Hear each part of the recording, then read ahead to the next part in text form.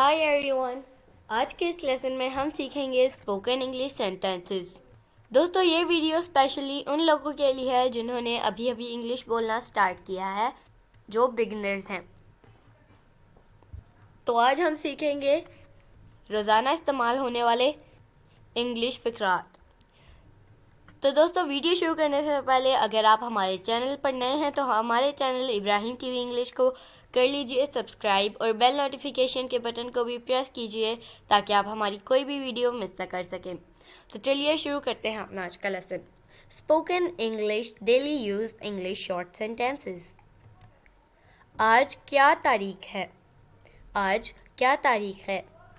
What is the date today? What is the date today?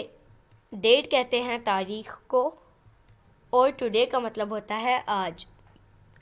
ये किसका है? ये किसका है? Whose is this? Whose is this? ये किसका है? Whose is this? बहुत अच्छा है। बहुत अच्छा है। Too good. Too good.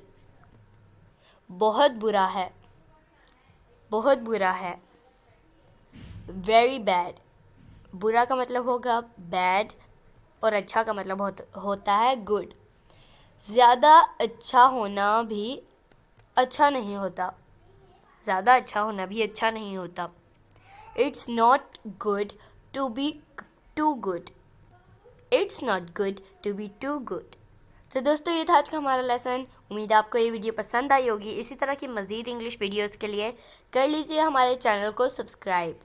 आपसे मिलेंगे अगली नेक्स्ट वीडियो के साथ। तब तक के लिए अल्लाह हाफिज़।